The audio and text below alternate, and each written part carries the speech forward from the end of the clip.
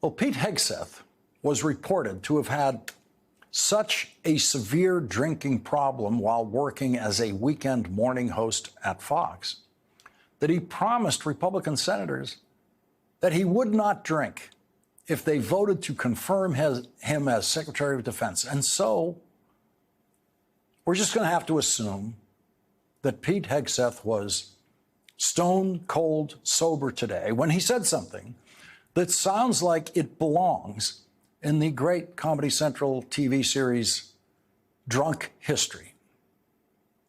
President Trump directed the most complex and secretive military operation in history. It's the kind of thing that wouldn't be surprising for him to say if he still had his job at Fox and was drunk at a hotel bar. In 2017, a police report about Pete Hegseth being drunk in a hotel bar said that Pete Hegseth told the police, quote, that he was buzzed but not intoxicated during an encounter with a Republican woman who, after spending time in Pete Hegseth's hotel room, filed a complaint with Monterey police claiming that she was raped. No criminal charges were filed after the police investigation. And none of that information bothered Republicans in the Senate in any way when it came time to vote for Donald Trump's selection of Pete Hegseth as the Secretary of Defense. But all of those senators, all those Republican senators knew that as Secretary of Defense, Pete Hegseth was going to sound like a character in Drunk History. Let's listen again to the stupidest public lie ever told by a Secretary of Defense. President Trump directed the most complex and secretive military operation in history. Now, some secretaries of defense, particularly during the Vietnam War, found themselves telling worse lies, more important lies, about their plans to win the war that we lost decisively. But those secretaries weren't telling lies that were provably false in the moment that they said them. A presumably sober Pete Hegseth actually said Donald Trump directed the most complex and secretive military operation in history. Donald Trump directed nothing. Donald Trump said go to a plan that has been in place for many, many years. The Defense Department is filled with attack plans and war plans that it usually never uses, but always knows how to execute. Bombing Iran's nuclear facilities is something the Defense Department has known how to do for as long as Iran was suspected of possibly developing nuclear weapons. President Obama could have done it simply by saying go. President Obama authorized the mission that took out Osama bin Laden, but that mission was designed by military professionals and was directed by military professionals after President Obama listened to the plan and simply said go. That's the way it works. And that was a much more complex and secretive military operation than the bombing run Donald Trump publicly talked about before he authorized it. There was nothing secretive about the possibility that Donald Trump might approve the bombing of Iran's nuclear facilities. Donald Trump publicly said that he might do that. Franklin Delano Roosevelt did not publicly say that he might approve an invasion of Normandy on D-Day in World War II sometime in the next 2 weeks. There's nothing secretive about a president saying, I might order the bombing sometime in the next 2 weeks. And there is nothing complex about a single bombing run over a country that has no air defenses left because Israel took them out already. The only thing the President of the United States said before the first atomic bomb was dropped at the end of World War II was go. President Harry Truman had nothing to do with the development of the atomic bomb. That was all done under President Franklin Delano Roosevelt. President Harry Truman knew next to nothing about the secretive process of developing that bomb. He just knew that shortly after President Roosevelt died in office, Vice President Truman ascended to the presidency, and that the bomb he found out about when he became president was ready to go. And it was Harry Truman's decision to make. He didn't direct anything about the mission. He didn't figure out what altitude the plane had to fly at so that it wouldn't be destroyed by the effects of the bomb that it dropped. Harry Truman didn't figure out what the weather had to be over Hiroshima and then Nagasaki. Harry Truman didn't figure out how much fuel it would take to get the aircraft back to safety. But each of those bombing missions were the most complex and secretive bombing missions in military history, and they remain that. The only two bombing missions in which any country in the world has ever dropped an atomic bomb. The bombing runs over North Vietnam were more complex, more secretive, and much more dangerous because those bombers could be and were shot down. Pete Hegseth promised Republican senators that he would not drink if he became Secretary of Defense, but he did not promise that he wouldn't sound drunk.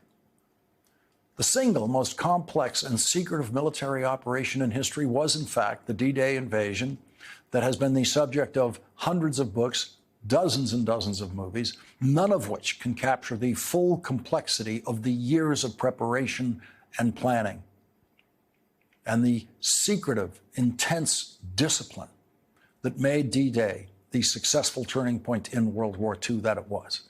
Pete Hegseth tried to steal all of that and hand it to Donald Trump. Pete Hegseth tried to defend Donald Trump's claim that Iran's nuclear facilities were obliterated by the bombing. No one in the American military has made that claim.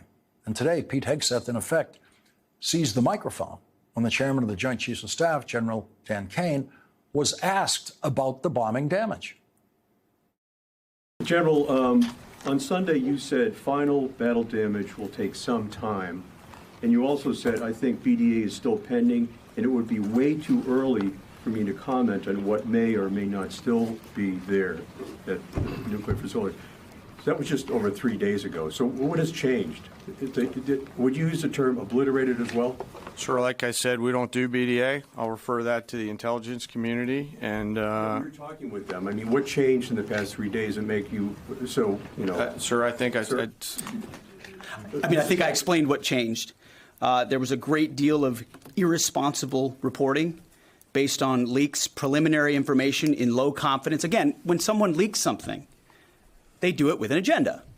And when you leak a portion of an intelligence assessment, but just a little portion that makes it seem like maybe the strike wasn't effective, then you start a news cycle, whether it's the Washington Post or Fox News or CNN or MSNBC, you start a news cycle that starts to call into question the efficacy. No, that's why. So you bring the chairman here, who's not involved in politics. He didn't do politics. That's my lane to understand and translate and talk about those types of things. So I can use the word obliterated.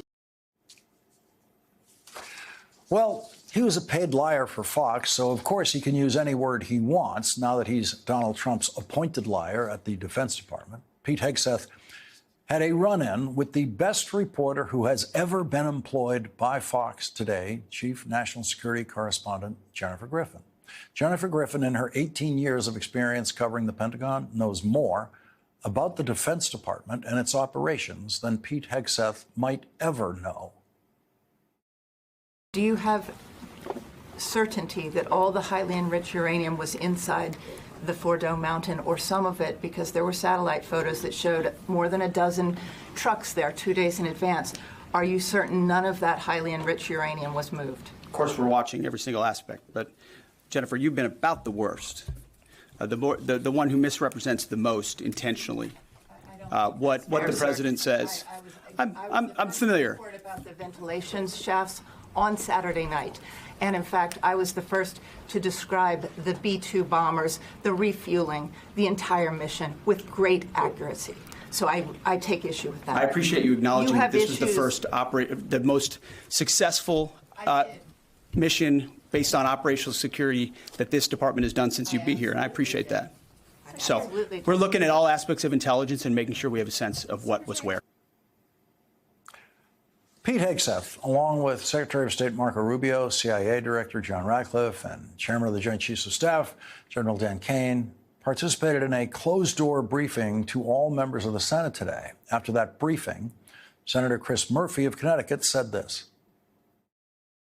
Listen, to me, it still appears that we have only set back the Iranian nuclear program by a handful of months. I walk away from that briefing still under the belief that we have not obliterated the program. The president was deliberately misleading the public when he said the program was obliterated. It is certain that there is still significant capability and significant equipment that remain.